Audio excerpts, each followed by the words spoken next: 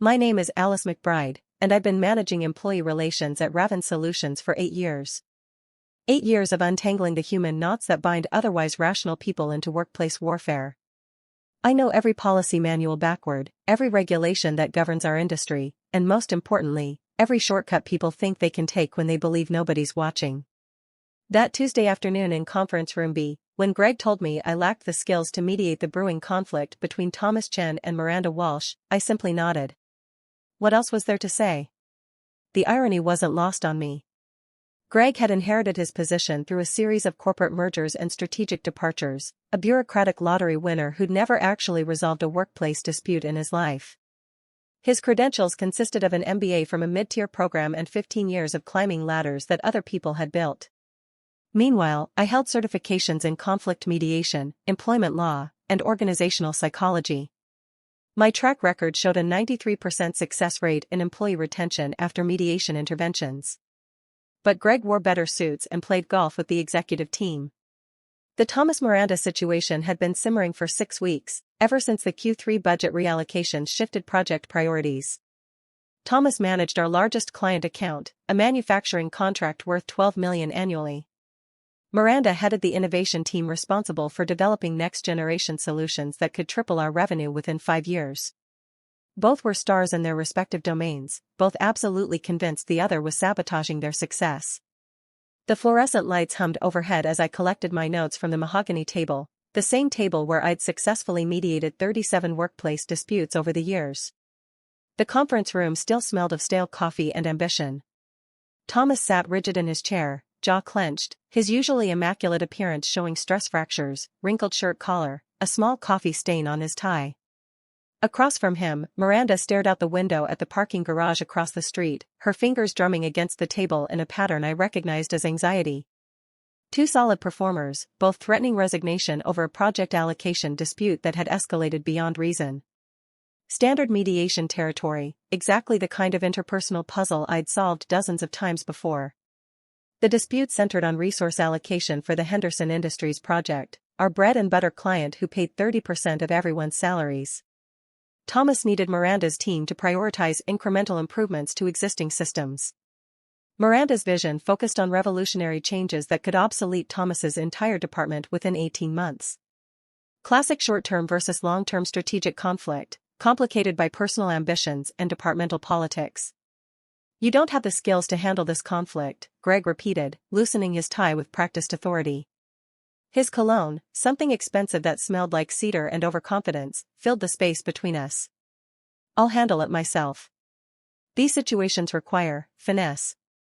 Greg's idea of finesse typically involved choosing winners and losers based on whoever had taken him to lunch most recently. I'd watched him resolve conflicts by simply ordering one party to capitulate, then wondering why workplace satisfaction scores plummeted every quarter. His approach to human resources resembled a medieval siege, effective perhaps, but leaving scorched earth where collaboration once flourished. I clicked my pen once and slipped it into my blazer pocket. The sound echoed in the sudden silence. Thomas and Miranda exchanged a glance, the first moment of solidarity they'd shown in weeks, united in their obvious skepticism about Greg's intervention. I almost felt sorry for them. Almost. Walking back to my cubicle, I passed the motivational posters lining the hallway: teamwork, perseverance, integrity. Corporate scripture that nobody reads after the first week. The walls also displayed our Employee of the Month gallery, featuring photos of staff members who'd long since moved on to better opportunities. Raven Solutions had a retention problem that went beyond normal industry turnover. People didn't just leave for better money, they fled from a culture that had grown toxic under Greg's leadership. My workspace sat in the middle of the floor, strategically positioned to observe the entire department's dynamics. The arrangement wasn't accidental. From my chair, I could see into 3 managers' offices, monitor 2 conference rooms, and track foot traffic to the break room where most actual business discussions occurred. 8 years in the same spot had taught me that workplace intelligence flowed through informal networks more than official channels. Coffee machine conversations revealed budget concerns before board meetings. Bathroom encounters exposed interdepartmental tensions weeks before they exploded into formal complaints. I opened my laptop and began what would become my most thorough documentation project to date. The encrypted folder lived deep in my personal drive, labeled process improvements, innocuous enough to avoid attention during IT security sweeps, specific enough that I'd remember its contents during moments of sleep-deprived revenge planning. Every email Greg had sent bypassing standard protocols. Every meeting he'd scheduled without required stakeholders. Every decision that violated our employee handbook or skirted federal mediation requirements. The evidence painted a portrait of systematic negligence wrapped in expensive suits and delivered with confident smiles. Greg had been playing corporate Russian roulette for months, cutting corners and ignoring procedures because nobody had called him on it. The Raven Solutions employee handbook explicitly required neutral third-party mediation for any dispute involving potential resignations. Federal workplace regulations mandated specific documentation and follow-up procedures. Greg's approach violated approximately 12 different policies, not counting potential discrimination issues I suspected but couldn't yet prove. 3 months of patterns emerged as I scrolled through calendar invites and message threads. Greg's approach to conflict resolution resembled a sledgehammer attacking a Swiss watch, effective perhaps, but leaving considerable collateral damage. The most damning evidence came from his handling of the Foster Williams incident back in September. 2 department heads locked in a budget dispute, both threatening to take competing job offers. Greg's solution involved promoting Foster while demoting Williams, then acting surprised when Williams filed a discrimination complaint citing age bias. The legal settlement cost Raven Solutions $43,000 and a non-disclosure agreement that left Williams bitter but temporarily silent. Then there was the Patterson case, a sexual harassment allegation that Greg had resolved by transferring the victim to a different department while allowing the accused supervisor to remain in position. No investigation, no documentation, no follow-up interviews. Just a shuffle of personnel and a memo about personality conflicts. Patterson lasted 6 more months before finding employment elsewhere, taking her institutional knowledge and client relationships with her. The Workplace Relations Commission had been particularly interested in companies that failed to follow proper mediation procedures, especially when those failures resulted in wrongful termination lawsuits or discrimination claims. Their website featured case studies that read like Greg's greatest hits collection: retaliation, procedural violations, hostile work environments masquerading as leadership decisions. I made my first call that evening from my kitchen, wine glass in one hand, phone in the other. The bottle was a decent Cabernet I'd been saving for special occasions. This qualified. My former colleague at the State Labor Board picked up on the third ring, her voice carrying the weary professionalism of someone who'd spent the day processing bureaucratic disasters. Alice? It's been ages. How's corporate life treating you? Can't complain. Listen, hypothetically speaking, if someone wanted to report potential violations of workplace mediation standards, what would that process look like? Janet, I could use that name since it wasn't on the excluded list, had transitioned from private sector HR to regulatory oversight after her own corporate nightmare involving a CEO who thought employment law was merely a suggestion. Her cynicism matched my own, tempered by institutional knowledge about how the system actually functioned versus how people assumed it worked. The conversation lasted 47 minutes. By the end, I had 3 website links, 2 phone numbers, a clear understanding of the regulatory timeline once a formal complaint was filed, and Janet's personal assurance that she'd fast-track any documentation that crossed her desk. The fuse was officially lit, though the explosion wouldn't be visible for several more days. Day 2 brought an interesting development. Thomas knocked on my cubicle wall around lunchtime, looking haggard in a way that suggested sleepless nights and stress-induced coffee dependency. His usually precise appearance showed wear, shirt slightly wrinkled, tie askew, the kind of dishevelment that came from caring too much about problems beyond your control. Alice, I need to ask you something off the record. I gestured to the empty chair beside my desk, the one I kept specifically for these impromptu counseling sessions. What's on your mind? Greg's approach to this whole Miranda situation. He paused, running fingers through his hair in a gesture I'd seen repeated by dozens of employees over the years. The universal sign of workplace frustration meeting bureaucratic reality. It feels wrong. Hostile. Like he's already decided who's at fault without hearing both sides. Thomas was right, of course. Greg had privately indicated his intention to side with Thomas from the beginning, viewing him as more stable and team-oriented, code words for male, compliant, and unlikely to challenge executive decisions. Miranda's innovative thinking and willingness to push back on short-sighted strategies made her dangerous in Greg's worldview. Strong women with good ideas represented threats to his authority rather than assets to be cultivated. Have you documented these concerns? I asked, knowing the answer but needing to plant the seed properly. Should I? I always recommend keeping detailed records of any workplace interactions that make you uncomfortable. Email timestamps, witness names, specific quotes when possible. Think of it as professional insurance. You hope you'll never need it, but you'll be grateful if circumstances change. Thomas left with a purpose I recognized, the same methodical determination I'd been cultivating for the past 48 hours. Some seeds plant themselves once they find fertile ground. I watched him walk back to his office, shoulders straighter than when he'd arrived, the confidence of someone who finally had a plan replacing the defeated posture of someone being steamrolled by politics. The afternoon brought another revelation. While reviewing quarterly performance reports, I discovered that Greg had been systematically downgrading evaluations for employees who'd previously filed complaints or requested mediation services. Subtle adjustments, marking exceeds expectations as meets expectations, noting communication challenges for people who'd requested accommodation for disabilities, flagging attitude concerns for anyone who'd questioned departmental decisions. The pattern was clear to anyone looking for it, invisible to casual observers, and absolutely illegal under federal employment protection statutes. The third day arrived with an email from Greg to the entire department, announcing his streamlined approach to conflict resolution. The message outlined new procedures that completely bypassed established mediation protocols, essentially granting him unilateral authority to resolve disputes without neutral oversight or employee representation. The language was corporate speak at its most insidious, phrases like enhanced efficiency and decisive leadership masking what amounted to a power grab that violated both company policy and federal guidelines. I forwarded the email to my encrypted folder and added it to a growing timeline that now resembled a prosecutor's evidence file. The beauty of Greg's arrogance was its systematic nature. He documented his own violations with the confidence of someone who believed himself untouchable. Every email, every memo, every casual announcement became another nail in a coffin he was building for himself. But the day's most significant development came during lunch, when I overheard a conversation in the break room that made my blood freeze. Two executives from the finance department were discussing upcoming layoffs, scheduled for the following month. The target list included Miranda Walsh and 3 other employees who'd filed workplace complaints in the past year. The timing wasn't coincidental. Greg was orchestrating a purge disguised as budget optimization. I retreated to my cubicle and made my second call to the Workplace Relations Commission. This time, I wasn't asking hypothetical questions. Retaliation through strategic layoffs constituted a federal violation that carried serious penalties for both individual managers and corporations.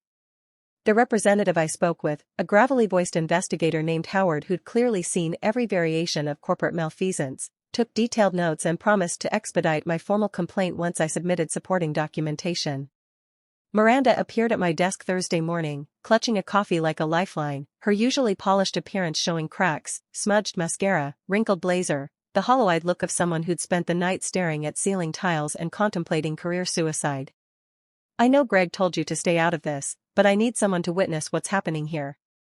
I'm listening.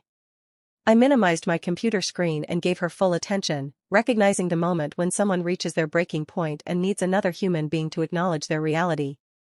He's creating a hostile environment for me specifically. Making comments about my emotional instability and suggesting I might be happier at a company with different expectations. Yesterday he asked if I was sure I wanted to pursue this complaint, given my career aspirations.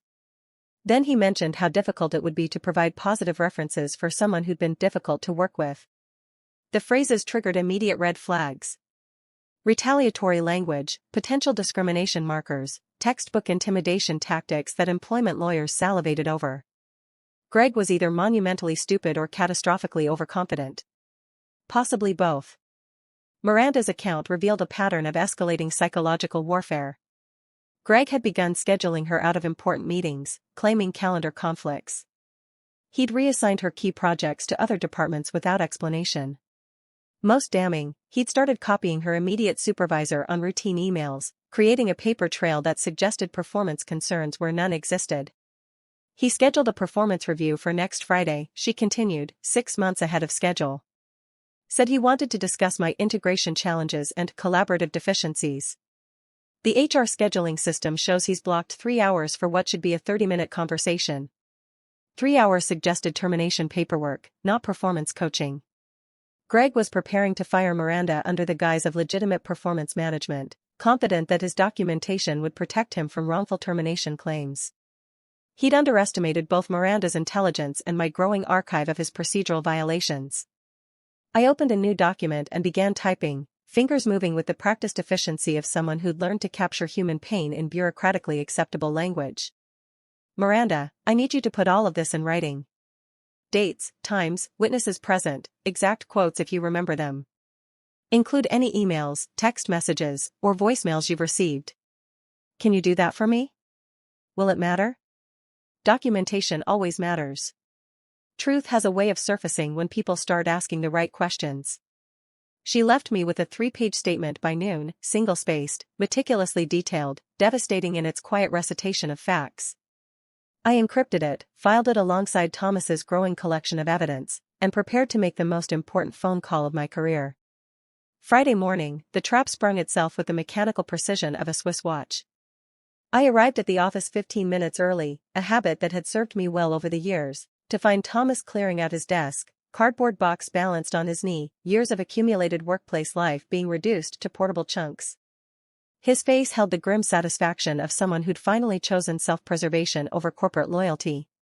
Across the floor, Miranda was doing the same, methodically wrapping picture frames in tissue paper, disconnecting monitors, extracting personal items from a workspace that had become increasingly hostile. Two professionals who'd been with the company for years, both walking away from secure positions because mediation had become a battlefield instead of a bridge. The irony was exquisite. Greg's attempt to assert dominance had created the exact outcome he'd been hired to prevent. Raven Solutions was losing $12 million in annual client revenue and 5 years of innovation pipeline development because their HR head couldn't distinguish between leadership and intimidation. I watched the exodus from my cubicle, sipping coffee that tasted particularly satisfying that morning. Other employees gathered in small clusters, whispering among themselves with the nervous energy of people recognizing that workplace stability was more fragile than their paychecks suggested. The departure of 2 department stars would ripple through the organization for months, affecting project timelines, client relationships, and team morale. The resignation letters landed on Greg's desk at exactly 9:47 a.m. I know the precise time because I was copying quarterly reports at the printer, positioned strategically to observe the entire floor, when he erupted from his office like a launched missile, his face transitioning through confusion, anger, and panic in rapid succession. Alice. His voice carried across the entire floor, causing conversations to stop mid-sentence. My office. Now. The walk felt longer than usual, every step measured against the weight of what was coming. Greg's office reflected his personality: oversized desk, awards covering every wall surface, leather chair that squeaked when he leaned back to establish dominance. Today, though, the furniture couldn't mask his panic. Why did both employees quit? The words came out as a roar, spittle flying across his desk calendar. I sat in the uncomfortable visitor chair and crossed my legs. I wouldn't know. You handled their mediation personally. Don't give me that diplomatic bullshit, Alice. You've been talking to them, haven't you? Undermining my authority, turning them against the company? I documented their concerns when they approached me. Standard protocol. What concerns? What documentation? I reached into my portfolio and withdrew a manila folder. Inside were copies of every email, every statement, every violation I'd cataloged over the past 5 days. The paper trail spread across his desk like evidence at a crime scene. Greg's face cycled through confusion, recognition, and finally, pale understanding. This is.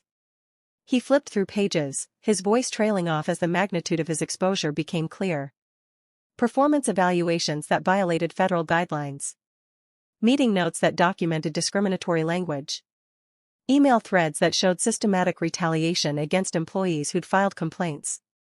The Patterson case files with their damning absence of proper investigation procedures. Budget discussions that revealed planned layoffs targeting complaint filers. A complete record of mediation protocol violations, potential retaliation claims, and discriminatory language patterns. The Workplace Relations Commission received their copy this morning, along with supporting testimony from affected employees and witnesses to your conduct. The silence stretched until the air conditioning kicked on, filling the void with mechanical white noise that seemed to underscore the sudden shift in power dynamics. Greg's hand shook as he continued reading, recognizing the methodical destruction of a career built on corner cutting and intimidation. "You can't be serious." His voice had lost its authoritative boom, replaced by the thin protest of someone who'd finally encountered consequences. "The investigation typically takes 30 to 60 days. They'll want to interview all parties involved, review company policies, examine our compliance training records, audit our mediation procedures for the past 2 years." I paused, letting each word settle like individual stones in a growing pile. "I assume you kept detailed records of your mediation sessions?" His laugh came out strangled, the sound of someone recognizing their own checkmate. "This is career suicide, Alice. For both of us. Only if the investigation finds merit in the complaints. If everything was handled according to proper procedures, there shouldn't be any issues." But we both knew the truth. Greg's shortcuts and procedural violations had created a regulatory nightmare that would ripple through Raven Solutions for months. The company faced potential fines, mandatory compliance training, external oversight, and civil liability from every employee he'd mishandled. His cost-cutting approach to human resources had generated expenses that would dwarf any savings from his streamlined procedures. I left him staring at the papers, his corporate confidence finally cracked like a facade exposed to weather. The elevator ride to the parking garage felt like descending from a great height, not falling, but controlled descent after a successful mission. The building's marble lobby seemed different somehow, less intimidating, as if the corporate architecture had lost its power to impress or threaten. The call came Monday morning at 8:23 a.m., precisely 8 minutes after I'd settled at my desk with coffee and the satisfaction of someone who'd spent the weekend organizing evidence files. Greg was being placed on administrative leave pending the completion of the external investigation. The interim HR director would be announced by end of business Tuesday. The announcement rippled through the office like a controlled detonation. Conversation stopped. Keyboard typing paused.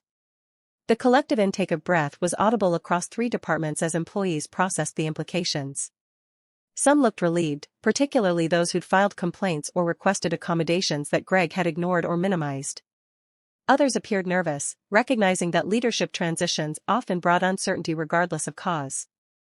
I maintained professional neutrality during the official announcement, but internally savored the moment when corporate accountability finally caught up with systematic negligence.